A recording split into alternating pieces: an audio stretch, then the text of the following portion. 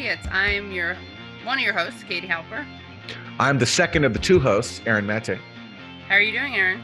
I'm well. How are you? What's been happening? I'm good. I just got back from D.C. I was there for a stand-up for Assange night of music and comedy.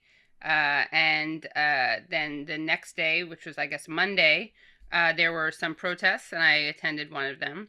It was good. It was Randy Credico hosted it, the stand-up night. Jaffer Khan was there, John F. O'Donnell, Lee Camp, Margaret Kunstler spoke, Medea Benjamin spoke, Marianne Williamson spoke. It was a great night, and Randy Credico, his dog Bianca, died at a very ripe age. I can't remember how old, but in the teens, I think the high teens. He would bring her all over with him. It was so cute. And she died, and he was heartbroken.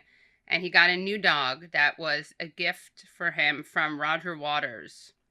Roger Waters got Randy Sophia, who's really, really cute. And in fact, I held her. There was like a handoff. I held her while he was doing his emceeing. And then I got up to do some stand-up, and I brought her up.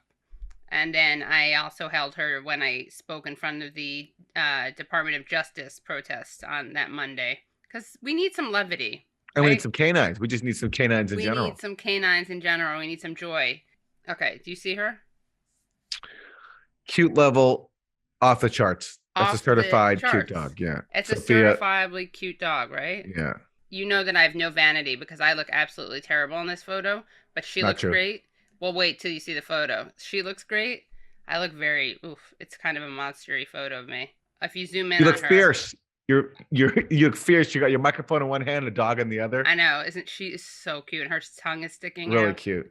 So that was my, that's what's new with me. Awesome. Well, should we get to our 4 food groups? Sure. Yeah, let's do it. Let's go with Democrats Suck. Oh my God.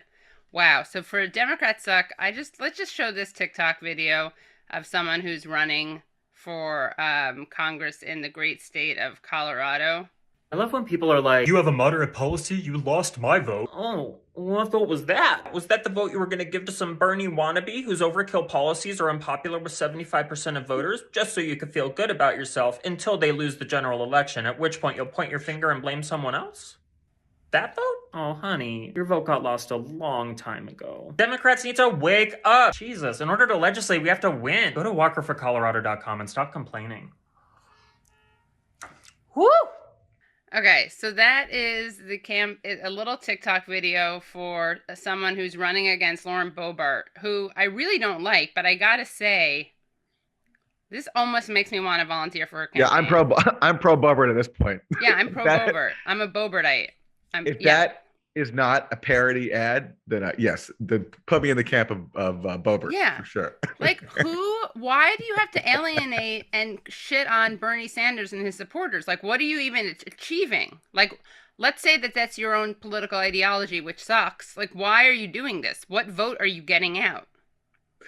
It'd also be so obnoxious. It's so obnoxious, right? Oh my God. It's so obnoxious. So if we could actually look at his website. Okay, so his motto is a bull, not a bull shitter. Is that the shit emoji? Oh yeah, wait till you see his launch video. Yeah. Okay, so for people just watching, people are like washing cleaning their cars, and woman's walking out with an ice cream sundae, looking up at the sky, and dropped on her is a huge poop. Oh, then there are all these poops falling from the sky. Poops hitting the ground, poops hitting fresh produce, landing on top of a stuffed animal. The little girl reaches out her arms. A father or a man comes running towards her to save her. Right before he gets to him, poop lands on him, knocks him out. Now we see a stuffed animal covered in poop, and Walker, the candidate, picks it up. We are real Coloradans. We deserve a living wage, small government that actually works, and freedom of choice. Instead, we have bullshit. Woman opens a history book, and how would you describe this? QAnon guy in a t-shirt, vomits all over a picnic. This is crazy. I know. Don't you ever wonder where it's all coming from? Cut to Lauren Boebert's office. Someone's supposed to be laughing, spewing a hose of bullshit. Colorado needs a bull, not a bullshitter. I'm Alex Walker, and I approve the shit out of this message. This unshitty video paid for by Walker for Colorado says. So, I mean, he's leaning into that. He's not afraid of shit. Okay, a few thoughts. First of all, I'm convinced that this guy is a bit. He's doing a bit. Yeah. There's no way this guy is real. But let's say if he is real, then I feel a certain admiration for him because look how confident he is in his whole shtick. The amount of he's so self-assured to do a crazy video like that. Like, imagine the production that went into that video. Yeah, a lot. The writing process, the props, the budget. I mean, that was like a expensive production. The set. And he's so committed to it that he's willing to see it through. And so, if this is not a bit, then I have to show my admiration because there's nothing. I've never done anything in my life with that level of confidence and commitment, right? And commitment. Yeah. So, I guess whatever it is, props to him. Yeah. I wonder what Boebert, I know it's almost like Democrats are all, I mean, the TikTok video is like just definite suckage. Democrats suck like so hard.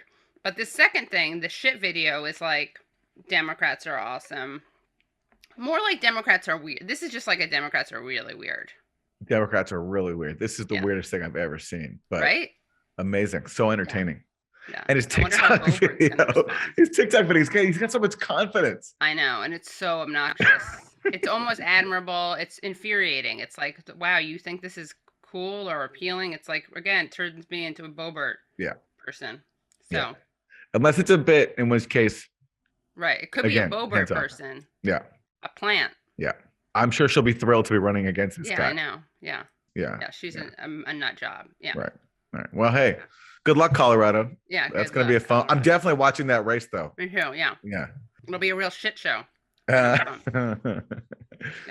All right. So for Republicans Suck, we have an article featuring a number of Republican voices by our friend Matt Taibbi.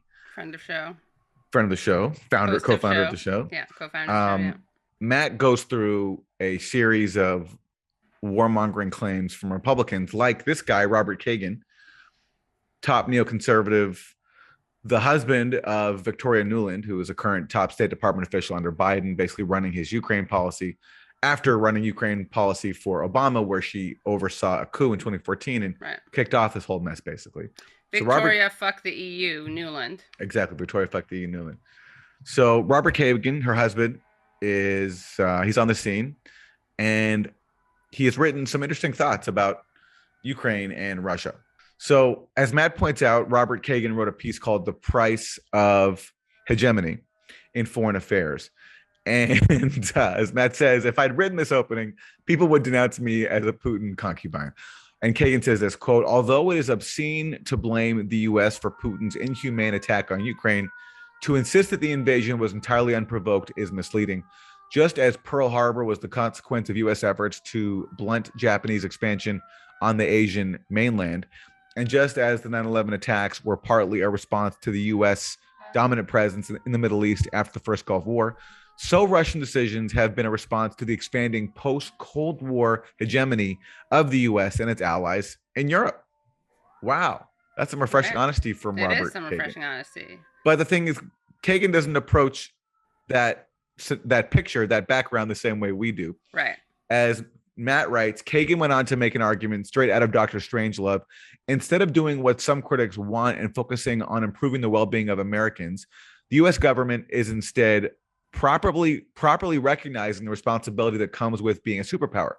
So while Russia's invasion may indeed have been a foreseeable consequence of a decision to expand our hegemonic reach, now that we're here, there's only one option left: total commitment. And then Matt goes on to quote Kagan, it is better for the U.S. to risk confrontation with belligerent powers when they are in the early stages of ambition and expansion, not after they have already consolidated substantial gains. Russia may possess a fearful nuclear arsenal, but the risk of Moscow using it is not higher now than it would have been in 2008 or 2014 if the West had intervened then. And it has always been extraordinarily small. So it's funny, shared analysis in some ways with us, right? Very different takeaway. Yeah. He's saying, let's do it. Let's go all in. Yeah. We helped provoke the war. Now let's take it to the next level and forget about the risk of a nuclear holocaust. Yeah. Well, good thing to know that Republicans are not alone in this view, and that, this leading neoconservative light has an ally in his wife who's working under Biden right now. Right. Which shows you that Republicans suck and Democrats suck by working with these people. That's right. But maybe that's the bipartisan, moderate behavior that Alex Walker likes. Colorado candidate. Yeah, there we go. There we go. Yeah. Yes. All right. What do we got for Isn't That Weird? So for Isn't That Weird, we have an interesting business venture. This is creative. This is thinking outside the box. Elf Cosmetics and Dunkin' launch a makeup collection. Makeup that smells like your favorite Dunkin' coffee and donut combo? Really, it's a thing. TikTok fave beauty brand Elf Cosmetics is launching a limited edition makeup collection inspired by Dunkin's coffees and donuts.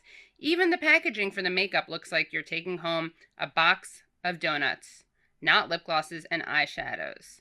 The Elf Dunkin' collaboration features items with names that riff off Dunkin's menu. Dunkin' Dozen scented eyeshadow palette with its colors of shimmery pink, blue, yellow, and chocolate brown. 2 glazed for days lip glosses, a coffee scented lip scrub, makeup brushes shaped like straws. There's even a makeup sponge that resembles a strawberry frosted donut with confetti sprinkles and an Elf Dunkin' branded coffee cup. The unconventional pairing of makeup with a popular food brand has already been proven to be a successful strategy for Elf. Last March, ELF Cosmetics joined forces with Chipotle for a limited edition online-only sale of makeup inspired by ingredients on its menu. The collection sold out in 72 hours. Some items were snapped up in minutes. The avocado makeup sponge was sold out in 2 minutes. I mean, honestly, the Dunkin' seems like so inside the box, like almost like a no-brainer compared to Chipotle. Like, that is not appealing to me. Makeup that looks like Mexican food. I love Mexican food, but I want to associate my makeup with sweet things, not savory things. Now, of course, there's sweet Mexican desserts, and really, we'll have to look into this and go back to the archive for next time to see what kind of products they were. And we can even watch a video. We got a short video. We can watch the products get reviewed. Shout out to this woman. Her name is Michaela. She does makeup reviews. She's huge on TikTok, and she has an amazing Boston accent. Camera speeds. The speed mean go. What's poppin'? I am gonna show you a tutorial using the brand new Elf Runs on Dunkin' collection. First, let's prep the skin. All right, Daily Dew Stick. These are the ones I cannot do 3 takes. And then I'm gonna take the Elf Power Grip Primer. I'm gonna go in with the Elf Runs on Dunkin' Do Not Forget Putty Primer. It smells so good. For the base makeup, we're gonna use the Elf Camo CC Cream and the Elf Camo Concealer. Put some on the donut sponge and apply it to the face. It's really soft. Now we're gonna bronze up the face, and we're gonna go in with the Camo Concealer one more time. It's the Camo Powder Foundation. So I'm just gonna take a fluffy brush and we're just gonna set the whole face. This is the Elf Putty Blush. We're gonna add a bit of a pop of color. Okay, we're pulling out the eyeshadow palettes, and I'm just gonna tap this right onto my cheeks. Let's move on to the lips. This is the Elf Runs on Dunkin' Original Blend Coffee Lip Scrub. It literally smells like a fresh brewed coffee. Oh my god, it tastes so good. So now we're gonna apply some lip liner. These are so cute. These are the lip glosses. It's scented like a donut. They literally look like a straw. Here's the palette up close. We're gonna get a transition shade into a crease. I also flared it out to the edge of the brow. We're gonna take this lighter shade here and we're gonna just start to diffuse out that color. I'm actually gonna dip into this beautiful shimmer right here, and I'm just gonna press to give that shimmer. I'm gonna take this Elf Big Mood Mascara. So I'm gonna apply this. I'm gonna add some liner, finish off the rest of the look.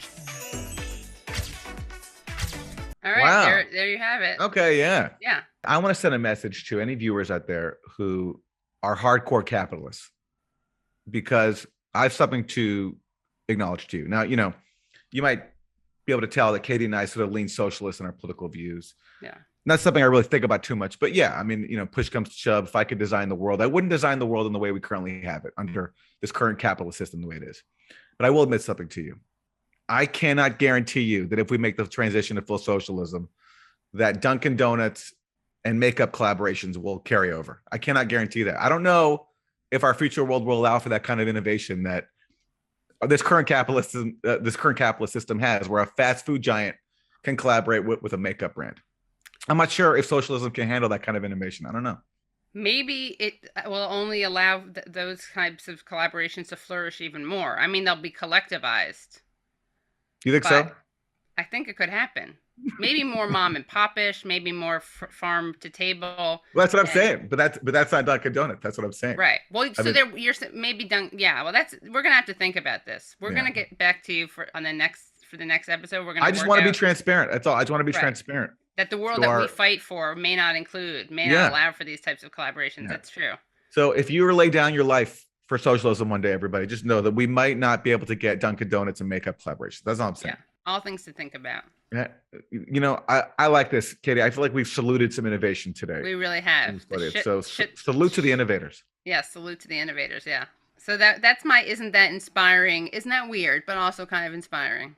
And isn't that innovative? Isn't that innovative? Yeah.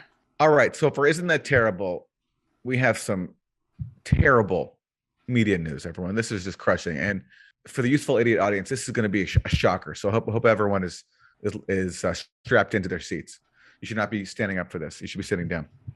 CNN Plus, Katie, as you know, is a new streaming service launched by CNN. And what the concept is, all the hosts and anchors you see on CNN that nobody is watching for free on cable news, or as part of your cable news package, now what you can do is pay per month to see them on CNN Plus. That's the concept. So shockingly, big cuts are coming for CNN Plus after a slow start. That's the headline from Axios. Because as CNBC reports, CNN Plus struggles to lure viewers in its early days, drawing fewer than 10,000 daily users. Less than 10,000. That's less than watch a Useful Idiots video in like one day, and so let's read this. Fewer than 10,000 people are using CNN Plus on a daily basis 2 weeks into its existence, sources said. The paltry audience cast doubt on the future of the application following the recently completed combination of Discovery and Warner Media into Warner Brothers Discovery. And you know how much they spent, Katie, on launching this thing? They spent something like $300 million. $300 million. They got Chris Wallace over from Fox News. He left his Fox News Sunday show to host a new show on CNN Plus called Who Was Talking to Chris Wallace. And now they're not even pulling 10,000 daily users. I mean, can they invest some of that? Since it's not going anywhere, why don't they invest it in us? Listen, the whole point is that we don't do what CNN is looking for. Okay. Well, neither does CNN Plus apparently, which is successful programming.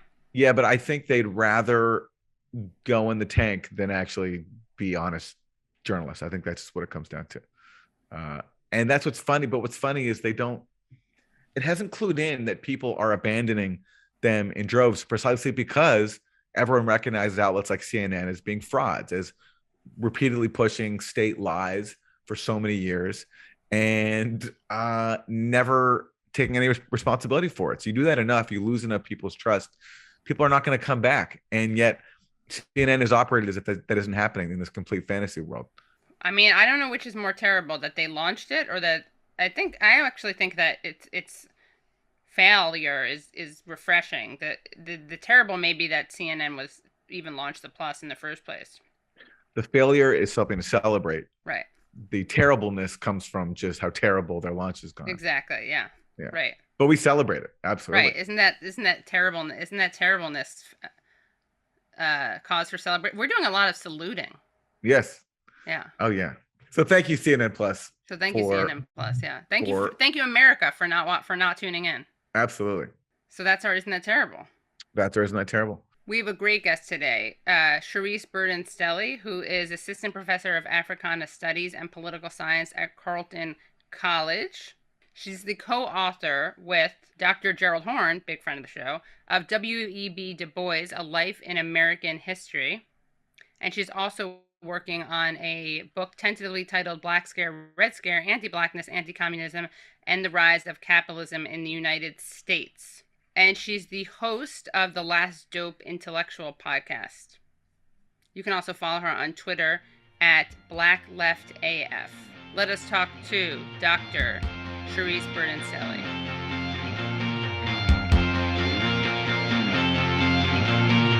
Thank you so much for joining. We're so excited to talk to you. Just heard a great chat that you had with friend of the show, Margaret Kimberly, where you were talking about Joe Biden's budget. Can you share with us and our audience your thoughts on that and what it represents and means? Yeah, absolutely. So I just think that first and foremost, so Biden's proposed budget is a militarism budget and a policing budget. I think that that's first and foremost, and that needs to be understood in the context of a possible World War III, the normalization of neo-Nazism and fascism, that is a product of not only the current conflict in Ukraine, but also, you know, the U.S.-backed coup in 2014 in Ukraine, which was a right-wing coup. But the context also includes impending economic recession and food shortages, which may or may not be felt here in the U.S., but that will certainly be felt around the world, as well as increased worker militancy, the ongoing eviction crisis, and the increased criminalization of poverty. And so all of this is important context because it answers the question partially as to why it is that Biden is doubling down on the increased funding of the police. So it's important to note that this never stopped. It was never cut. It never stopped. It never abated, right? In fact, Biden ensured that a portion of the America Rescue Plan that was passed in 2020 had made available what he said, quote, unprecedented resources for states and cities to invest in hiring officers for quote unquote accountable policing, as well as crime prevention and intervention. So this was already something that he had been extremely supportive of. And of course, with this budget, he wants to set aside more than $32 billion in spending to fight crime in the United States, which includes $20.6 billion at the Justice Department and another $3.2 billion for state and local law enforcement to use grants for hiring police officers. And what else is important about that $20.6 billion is that this is discretionary funding for federal law enforcement, which means it can be used for whatever they want, right? It's not earmarked for anything in particular. And then the funding also for state and local law enforcement for these so-called crime prevention programs represents an increase of 11% over fiscal year 2022. And so all of that to say is that, in my perspective, Biden is turning to policing and militarism to sort of fortify the state and private property against the people who are going to continue to protest, strike, and rise up as ordinary people bear the brunt of inflation, rising fuel costs, rising food costs, and again, an eviction crisis that has not been resolved. It has only been sort of delayed. Right. And so, and then I guess the final thing that I'll say is I think that the union question and the strike question is really important because historically police are used as strike breakers, right, to brutalize strikers. And we just saw the recent victory of the Amazon labor union. And as more and more places like Starbucks and Amazon move to unionize, the police are meant to provide fortification against that worker militancy. So it affects racialized people, workers, and poor people, and it's bad. And what do you make of Biden choosing to blame all this on Putin? First, they tried out the line, Putin's price hike. The reason why you're paying more for everything is because of Vladimir Putin. And then when that didn't work, now Biden is just straight up accusing Putin of genocide. We have a clip of Biden saying this. I'm doing everything within my power by executive orders to bring down the price and address the Putin price hike. In fact, we've already made progress since March inflation data was collected. Your family budget, your ability to fill up your tank, none of it should hinge on whether a dictator declares war and commits genocide in half a world away. So it's a genocide now, and that's why everyone's supposed to just sit there and accept paying more for everything, as Biden, by the way, is putting together hundreds of millions of dollars more in weapons assistance to Ukraine. Well, it's interesting, right? So this is just the latest sort of scapegoat, because prior to that, people were blaming inflation on stimulus, right? That Biden had pumped too much money into the economy, which means he did too much to help poor people. By the way, that was like what, a $2,000 check and then a $600 check, not even if that. Right. And so that was another sort of means of trying to invade the realities of inflation, which have more to do probably with bailouts of Wall Street, which were also written into that American Protection Act, then the paltry sums that were given to workers on the one hand, and then Putin on the other hand. Right. And really, if you want to blame anything, it's sanctions. These sanctions that are being passed on Russia because of this conflict in Ukraine are actually doing more in terms of inflation than is, the war, like the so-called war writ large, right? And so the conditions for inflation really, I think, date more back to the pandemic and bottlenecks and supply chain issues than to quote unquote Putin's war. This is just mainstream media propaganda to try to garner support for the war on the one hand, and then to absolve Biden of his abysmal record in every way, right? His abdication of every campaign promise on the other hand. So politics as usual. Right. And price gouging also, right? That's the other thing that's behind inflation. People like to pretend it's just this natural, unavoidable thing that happens. But Nixon, you don't have to be a radical. I mean, Nixon himself imposed a price freeze. So yeah, but also a concomitant wage freeze. So we shouldn't like celebrate that Nixon thing, because it was like a price freeze and a wage freeze that he implemented in 1973 in response to the OPEC oil crisis. So I do think you're right. Like we talk about the quote unquote law of supply and demand. Right. This is not a law. Right. That's a social reality of capitalism. That is not a law. Right. Because one could easily, once resources become sparse, one can easily sort of have government subsidies, right, to ease those bottlenecks and those burdens and make prices cheaper. And so, I mean, it's all manufactured. And we could, of course, try price freezes without wage freezes. But like you're saying, it's all. There's the potential for government action. It's not this immutable law of nature. Exactly. Yeah. You mentioned the Amazon victory.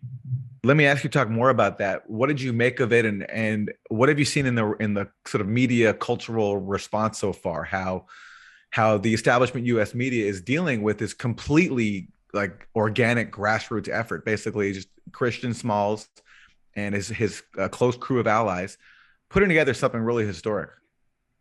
Yeah, no, I think that is what's really important about it, is that it was a grassroots sort of bottom up movement, because we know that unions are good, but oftentimes union leadership can compromise with bosses, right? To the detriment of ordinary workers. And so this was like rank and file, ordinary, regular workers organizing for a union. And, in terms of the response, I've seen all sorts of goofy responses to it. One being, and from so-called leftists, like one being that there was too much centering of Christian Smalls. But of course, that was only happening in the mainstream media. Most people are acknowledging the collective historic nature of the Amazon labor union, but the mainstream media loves a hero. They love to individualize these efforts to discourage collective organizing and collective struggle. But also, one can't help but think about the sort of racism of it all, that the problem becomes like centering this poor, right, working class Black male. Like, how dare people focus on, that type of person leading this type of struggle. So I don't know. And then in the mainstream media, there's been some coverage, but it's also been like largely ignored. But then we see like the Democratic Party suits, including everybody's fave AOC, trying to glom onto that victory as if they had anything whatsoever to do with this, other than sort of jumping on in the 11th hour and or disparaging or ignoring that effort altogether. Yeah, and I wouldn't have minded if they had just said, sorry, we were late to this. Right. But I didn't see that kind of acknowledgement that it's okay if you can't be there for everything, but it just makes all the more special that it just came from a small group of people. And yeah, I mean, if Christian Smalls has made the face of it, great. I mean, this is what Amazon wanted when they disparaged him and said this was their strategy. So he should be the face of it because he stood up to them and pulled this off. It's like he should be celebrated as a hero. And even when he does his interviews, he's not like, look what I did, me. He's extremely, extremely careful, I would say, to acknowledge that this was a collective effort, that this was something that a lot of people contributed to, right? That he was, I think it's correct to say that he was the catalyst. Well, the catalyst was super exploitation, but in terms of an individual, he was the catalyst, but that was part of a collective. Yeah. So, I just think it's, when we get bound up in this identity reductionism, we can be worried about like the wrong things. Right. And I also think we have to we don't have time to like reinvent the wheel. People respond to stories of individuals. It's our job to show that it was a movement. Also, though, people do respond to stories and it's a moving story. And I think it makes it accessible for people who aren't already kind of oriented to care about movement stories. So we have to do both of those things. But sometimes like the chastising of like, why are you focusing on an individual is a little annoying. Not that you were doing that. I'm saying other people do it. Also wanted to know your thoughts on Ketanji Brown Jackson's confirmation. I saw you retweeted Queer Socialism, who tweeted just an unbearable amount of narcissism from all these colonial ruling class ordained Black managerial figures. Fascinating. Which was a response to her saying, I am the dream and the hope of the slave. How does she know? Is she a time traveler? Was she going back to, hundreds of years to ask these enslaved Africans what it is that they dreamed about and what it is that they wanted? So first of all, that's just stupid. And secondly, it's interesting, right? Because the Supreme Court is appointed for life. Right. So it's a lifetime appointment. It's undemocratic. So just because they go through a Senate hearing doesn't mean that it's a democratic process. Right. So when those type of entities exist in the global South, we call that authoritarianism. Right. We call that a breach of democracy. So the Supreme Court is an authoritarian, totalitarian structure anyway. I don't see that. I mean, I think it's fine. Right. And I don't subscribe to the fact that since now that she has done it, Black people can see that anything is possible. No, it's not, because that's not the way that class operates. That's not the way that representation, liberal representation operates. She was endorsed by the Fraternal Order of Police, which I think is very telling. A lot has been made of her being a public defender, but again, she was also, she has never sort of come out in support of movements, right? She just says that she's beholden to the law. I don't celebrate Black women being the caretakers of empire. It's not something I find to be impressive or laudatory. So that's what I have to say about that. One thing I thought was impressive was when it came out during her confirmation hearings, when the senator from Texas was really upset with her because when she defended a Guantanamo prisoner, she said that George Bush and Donald Rumsfeld could be tried for war crimes. I thought that was admirable. Sure. I think it's really easy to say things when like in retrospect, right? Because she didn't say that Biden could be tried for war crimes. It's true. No. Or Obama or Kamala Harris, right? Because there's stakes to saying that now. So, George Bush is a easy target now. Just like Obama's an easy target now, but like, where was your antennas in the moment? So, okay. Right. Fair enough. Can you tell us about the book that you're working on with Jody Dean? Yeah, so we have, it is a collective volume of Black communist women's writing between roughly 1919 and 1956. It's called Organize, Fight, Win. And, you know, that collection came out of just a conversation between Jody and I. She was asking me if I had a particular piece that Louise Thompson Patterson had written. I happened to be in the CPUSA papers at that time. At the time, I meant library. And then we were like, you know, and there had been things that I would ask her for. She had this or that copy of a particular primary source.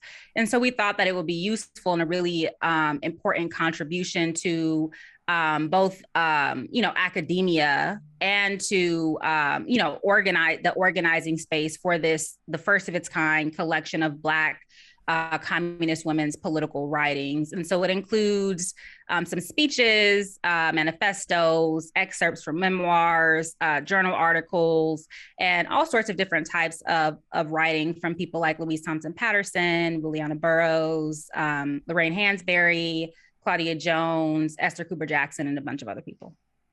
And how big was that scene back when it was happening then? The Black communist scene? Well, I mean, it fluctuates, right? So most historians agree that the height was in the sort of in the Great Depression era, so the 1930s. There was one mass exodus in 1939 after the Molotov-Ribbentrop Pact. And so, which was the so-called Stalin-Hitler Pact. There was one sort of exodus of communists of all types. Another aspect of that was after 1935 and like the Popular Front era, the Communist Party turned away from the Black Belt Nation thesis and the idea of Black self-determination. So that's when people like Queen Mother Moore, Audley Moore, like left the Communist Party, because part of the reason why a lot of Black folks joined was because of the Scottsboro work, their critique of the invasion of Ethiopia, and other works that they were doing around the Negro question. And so I think that the Communist Party and Black communists punched above their weight class. So there was never like a huge number, but they had an outsized impact in terms of the types of organizing and the types of organizing that they did and the types of international connections and campaigns that they launched. So I didn't know that. So the Communist Party in the US, there was a time when they turned against basically Black nationalism and self-determination? Yes. Yeah. Why? Well, it's like the Popular Front era or the United Front era, where it was sort of. So my favorite period is the third period. A lot of historians treat this as the antagonistic period, but this is like the class against class. But this is when they passed the Black Belt Nation thesis, when there was a really trenchant critique of imperialism and the ruling class. By 1935, under Earl Browder, there was the United Front against fascism. And so here is when people like George Padmore left the party because they thought the party had turned away from its critique of imperialism, as well as its commitment to the Negro question, and that it was making capitulations or concessions to capital and to the West. And so by 1943, there was another shift with the ouster of Earl Browder, blah, blah, blah. This is very boring history, but there was a moment when it was perceived that the work that the grassroots and the sort of work that had been done around the Negro question was, if not abandoned, then sidelined. I saw you during, there was a really interesting interview that you did with Brianna Joy Gray, where you talked about critical race theory and the ways in which the left kind of can become defensive in a way where we let the right define the terms and the arguments. And then so people are kind of jumping to defend critical race theory without even understanding it or without determining whether or not it is a leftist framework, because a lot of people just don't even know what that's about. So what are your thoughts on critical race theory, and how much does this discussion actually matter? Yeah, so I think critical race theory is like a very particular intervention that is like rooted in, that is a response to like critical legal studies, which was a Marxist critique of US law and jurisprudence. So critical race theory, people like Derek Bell, Richard Delgado, Kimberly Crenshaw et al. Kind of put forth critical race theory as a way of critiquing the ubiquity of racism in the US law and in US jurisprudence. I want to say it comes about in the maybe mid 1970s, and is kind of popularized through to the 1980s. And there's texts like "We Are Not Saved" and "Faces at the Bottom of the Well" by Derek Bell, "Alchemy of Race and Rights" by Patricia Williams. and other texts like this, right? And then you have the text by Kimberly Crenshaw. And so it's,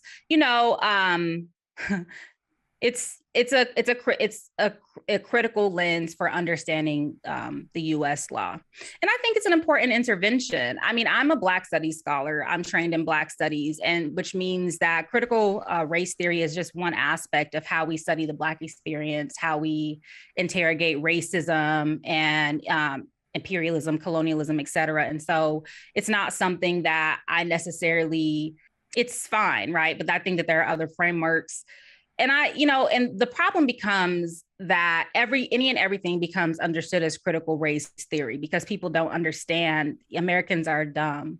So, we don't understand anything. So everything becomes critical race theory. But then what that sort of wide dragnet does is that it makes it so any study of race or any study, any sort of challenge to U.S. mythology becomes anathema. And then this is where we see all of this, the state level and city level laws and ordinances against teaching so-called critical race theory, which is actually just against teaching critical thinking. And so I think that becomes the issue, right? The attack on teaching any sort of critical thinking about race, but also about gender and sexuality should become the focus and not randomly defending critical race theory or not, but rather what are the technologies and techniques and forms of propaganda that are being used to attack teaching people a history that is not elite history, right? That is not rooted in white supremacy.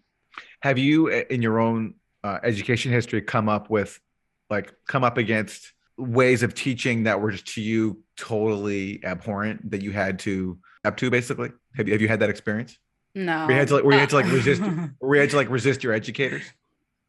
I mean, I think that all U.S. education is so I believe, Carter G. Woodson talks about miseducation of the Negro. I think that all U.S. education, other than all the content is problematic, but the skills aspect of it is useful, right? So how do you learn, learning to read and write, but what you learn to read and what you learn to write about and what constitutes civics, for example, or social studies, that is what becomes the problem.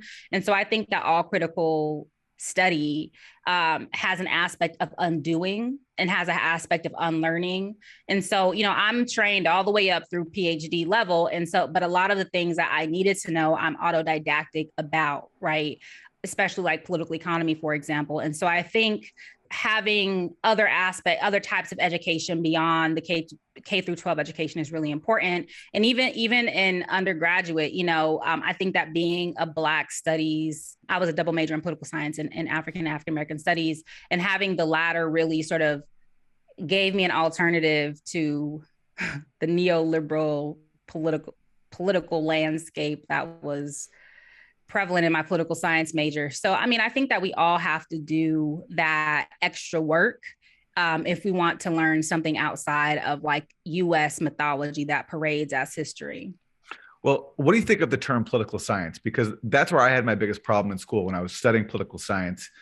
And it was like the term science, it was like I was being taught that there's a fixed set of rules to politics, and all of them happen to basically justify the hegemonic US-led order. And I really objected to referring to this as a science. You can call it studies if you want, but referring to it as a science imbued it with a sort of a certain authority and just fixed order that I did not think obviously was justified, merited.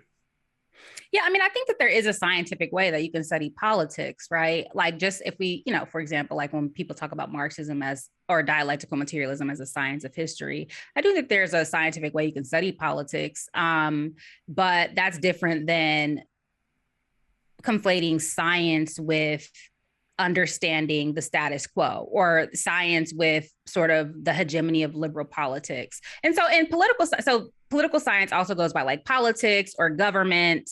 I'm a political theorist. And so so that's kind of the redheaded stepchild of the rented mule of political science, because it's not sort of beholden to not even economism, the hegemony of the quantifiable or the quantitative method that now is hegemonic in academia. So, I mean, I don't know.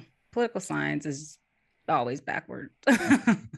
And what do you think of the 1619 project? Speaking of, CRT and controversies. I don't know. I think just read Gerald Horne. I mean, whatever. I don't have a dog in that fight per se. I mean, I think somebody tweeted that Nicole Hannah-Jones was like one of the most important historians of our time, hands down. And I thought that was farcical. She's not a historian. She's a journalist. And so I don't know. I think that, again, I understand the defense of it, because when you see like all of these old, crusty, white male historians getting mad about it, then it's like, that gives you pause, right? Right. You want on the other hand, on the other hand, I think that it's like it's just a Black American origin story. There's a way that it can redound to like another type of mythology that just simply starts with enslavement, because 1619 is arbitrary. One can have 1588 or 1548 or because, the enslaved who came to Jamestown were not the first Black folks who were here. Like, that failed Florida colony is important in terms of understanding Black and Indigenous struggles. So I don't know. So I don't have a dog in the fight, but I do think folks should read the trilogy by Gerald Horne, which is a better project in my perspective on that sort of theme. Can you talk about the Black Alliance for Peace? Sure. Yeah. So the Black Alliance for Peace is like my favorite thing. So I am on the coordinating committee, and I am the co-coordinator of the research and political education team. And so Black Alliance for Peace, or BAP, is basically a formation that came about to recapture and redevelop the long history of anti-war, anti-imperialist, and pro-peace struggle and organizing. It is an alliance of organizations, but also has individual members. And essentially, we work to oppose both militarized domestic state repression and the policies of destabilization, subversion, and the permanent war agenda of the U.S. state globally. We just turned 5 on April 4th. And April 4th is... Thank you. It's a significant date because it was the founding of NATO, as well as the assassination of Dr. Martin Luther King Jr. So it's an important sort of symbolic date in that regard.